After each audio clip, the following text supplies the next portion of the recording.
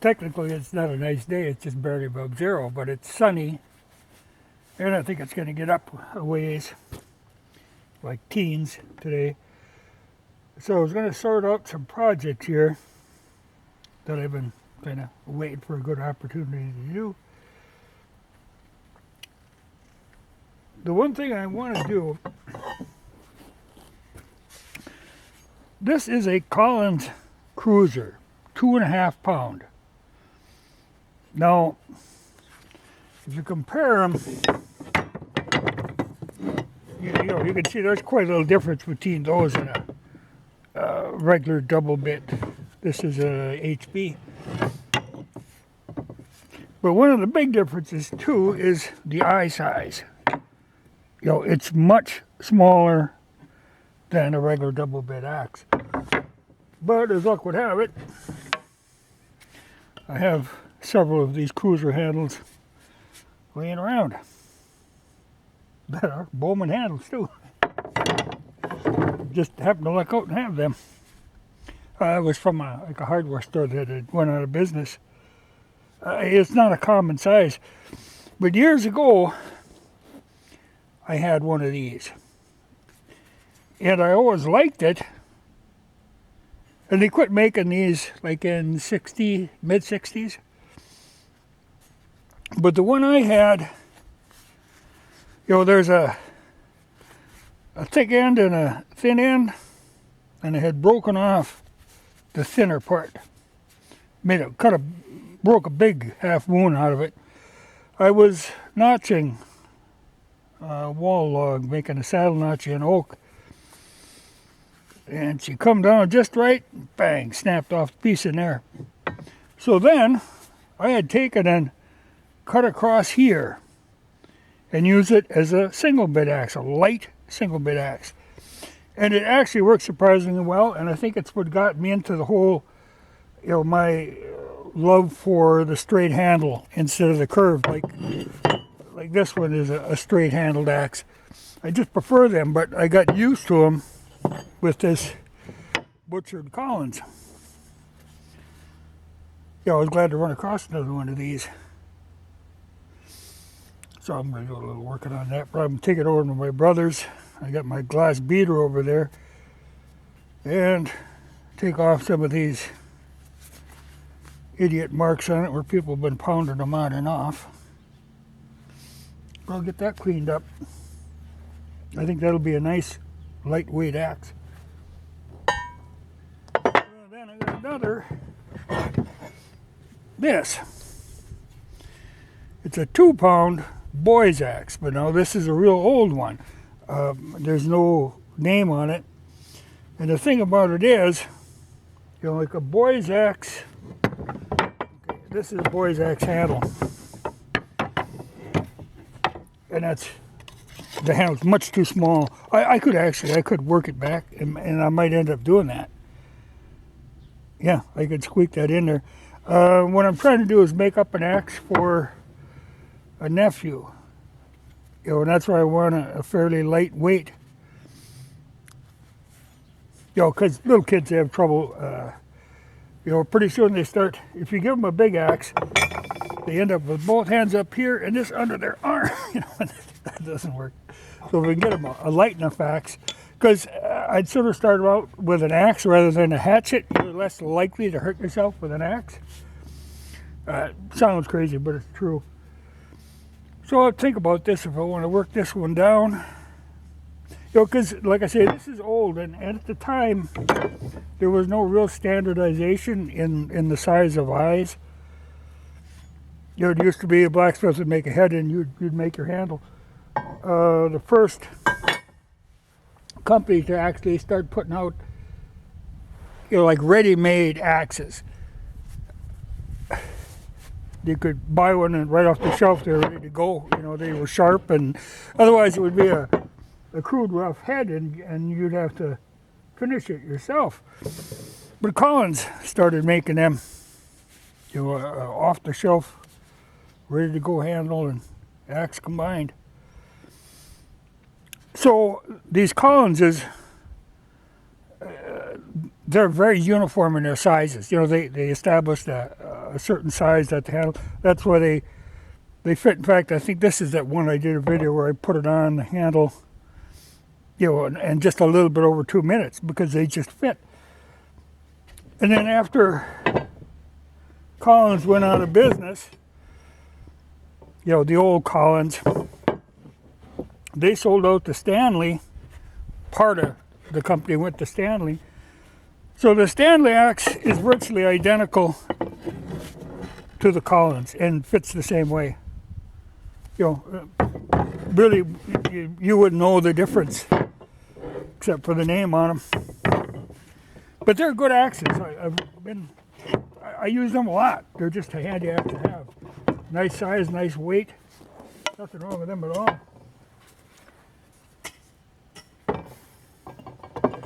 I also got this fine piece of Chinese work, which I will, as she says, well, it's missing the C. It says Haina. But she's Chinese. They can't even get the C out of China right. But, nothing special, but not a bad size, and I'll stick a handle on that and use it for something.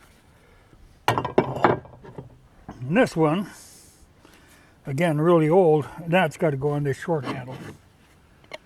Got to get around to that. But that's just for driving wedges. And that's it's like a 2.5 pound head. Yeah, this is an HB, which is an excellent axe. And on these, you can actually look at them and you can see, one is short and thick and one is very tapered. I mean, the Collins is that way too. And if I'd have been using the heavy, I probably wouldn't have broke it, notching that log. But that's a project I'll be working at. But like I said, I got to glass bead some of this stuff. Then I've got another a broad axe I want to work on. Now this is lighter than my blood one, but it's not in bad shape. But there again, it's an odd size eye. A normal. Okay, this is a broad axe handle. They got that twist to them. Well, that's way too short. That would never fit in there. Got to go a lot further down. So I'm going to make a handle for that, but I think I'll probably make that out of ash. And for that, to get that right, you got to have a kink in the handle. I'm going to be looking to find an ash tree that has a fork in it like that. Then, or even, it doesn't have to be a fork, but a good kink in her. Because then I can split right down the middle of one of the forks and use a piece from here to here. That'll give me that offset that I need. But I think ash will make a nice handle. It'll be fairly light. I was thinking about this the other day. When I was a kid, we had moved out onto this farm that was closer to our land than originally. Originally, we were like 5-6 miles away from the land we were farming. We moved into a piece that was right across the road from it. And there was a wood pile there. There was an old South Bend cook stove that Ma was cooking on. And there was a wood pile, in theory a wood pile. But there's one that had been completely picked over. It was all elm, and everything that was left was the really knotty, gnarly, tough to split stuff. And we had an axe that was left with the wood pile, and it was a fitting place for it. It was a horrible axe. But I could never figure out, it had an odd shape to it. Like, say, the handle went this way. Somebody had put the handle on backwards, but what had happened is they had sharpened this part when it was in the normal direction till it was like this. you know, and when it was on in the normal way. So the axe was really basically worn out. But then they flipped the head around because they're kind of, you know, it's hourglass shaped in there. You can flip one way or the other. It's very easy to get them on the wrong way on something like this one now. You could easily put that on the wrong way. But, so we had this axe that had the blade like this with this point out in front. That's what I was using to split. And then, and I asked my dad the one time, I said, you know, because I was like 12 or 13, banging away on them old stumps with that thing. And I said, what kind of axe is this? He said, well, it's a special splitting axe. Oh, it was not a special, there was nothing special about that thing. That should have been tossed in the river. Well, besides just being awkward as all get out with nothing down here and just this pointy part, it had a split in the handle that ran up like there. And it had been wired together. Now, with this offbeat end on her, every time you hit, she'd torque on that handle, and the crack would split open, and then she'd snap back and pinch you. He was a horrible tool. But it's what was there. You know, it's what we had.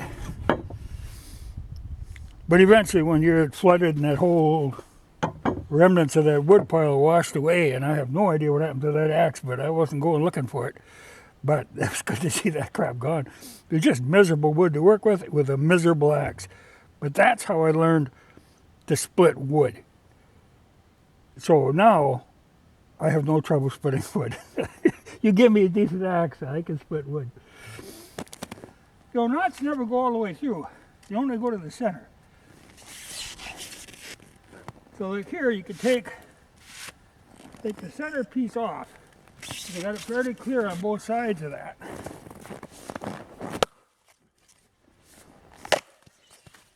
Then, you get rid of that big gnarly thing by taking off corners.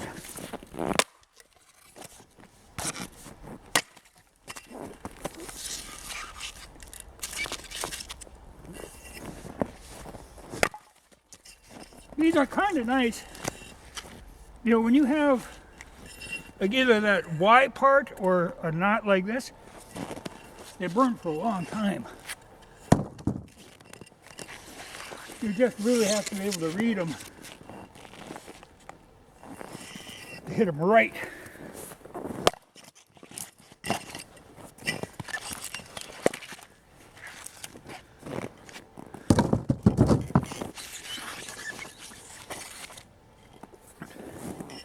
But like say here now, right here is the center. Well, there's knots over here, but the center is going to be clean. And now I can go this way. Like that. And get into that. But at the time, you know, I'm sure you'd say, well, buy a new axe. Oh, man. At that time, it was back 60s. Nobody had any money in the farming community, and you know, they were actually, the government was really trying to get rid of the small family farmers. The idea was either get big or go out of business. So it was a tough goal for anybody with a small farm. The only advantage is that most of them were very diversified. You grew a lot of what you ate. You know, everybody had pigs and cows and chickens, and you know, so you could get by. But they kept pinching away. You know, more government programs. Anyway, it ended up, most of these people ended up having to rent their land out and take jobs in town. You know, it was really the end of the family farm. A few people hung on, and we were one that was hanging on, but it wasn't. There was no money, which is why we ended up, you know, we actually had a gas stove, but we were cooking on that wood stove all the time because we could never afford to get that gas tank filled. It was either cook on that wood stove or use a hot plate that we had got from Grandma that used to shock you every time you tried to turn it on or off. And, of course, that ran on electricity, and we were always right on the edge of getting the electricity cut off. So not a good deal all the way around. So there was no just going out and buying a new axe, like people do now. People now will spend hundreds of dollars on an axe. Well, we had one that wasn't worth anything. But we split wood and we were able to cook with it.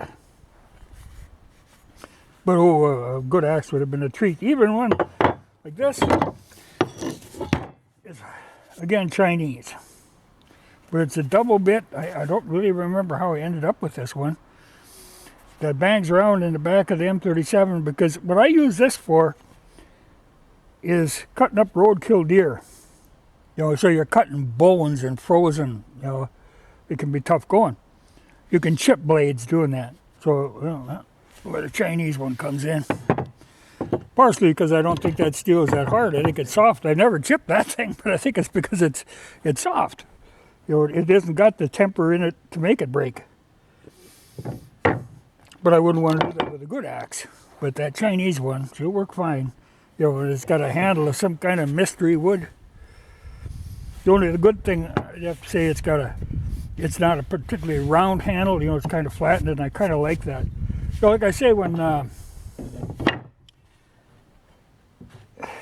Collins, they went out of business in like mid-60s, but there's still Collins available, but the ones now are all imports. And I do, for years before I've got the Husqvarna splitting maul, I always use Collins splitting mauls that are made in Mexico, because they have this type of an eye rather than the round, and I like that better. The handle is more stable. And they had a good, the handle on them is, again, that kind of a flattened out handle, so it doesn't twist in your hand. They work, but I don't know that I would buy a new Collins. Well, the mauls, yeah, because you're just looking at a big hunk of metal. But I wouldn't expect to get a good axe. But these old ones, I think this would be a really nice axe. Handy, lightweight axe. And it just, like I said, it just happened to be that I picked up. I think I got a half dozen of these handles for them. But even there, I will do some thinning on this handle, because it's more than I need for that light of an axe. I can bring her down a ways. But I was lucky in finding them. Good handles.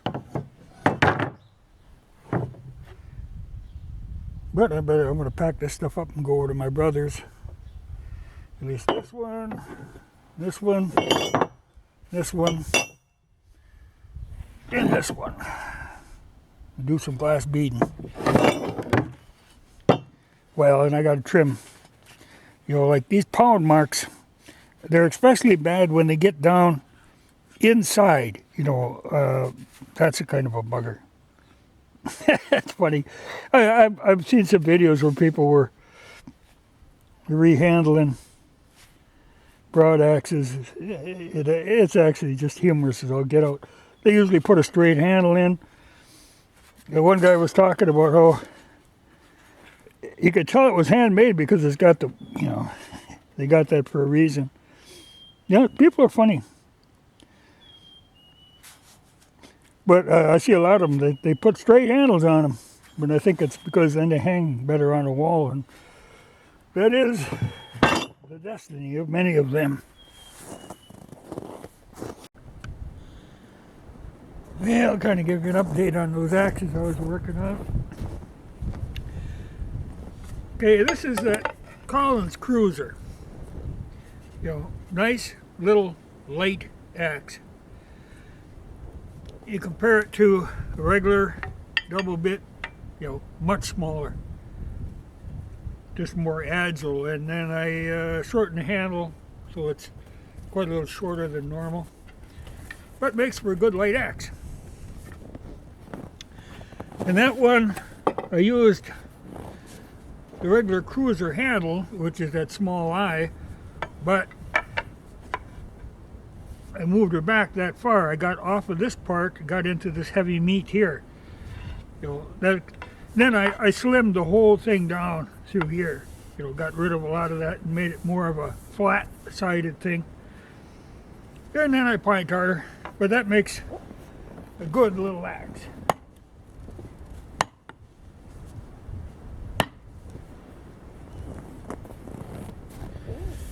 That's a good solid handle. Okay, this is the one I was working on for my nephew Yuki. Boy's axe handle, shortened up about 3 inches on the front end and about an inch off the back end. But got a light head, short handle, because he's a small kid. And I taped it because, he isn't going to be accurate. He's going to be a little wild for a while. But I'm still tarring on this handle. But I have been using it splitting oak.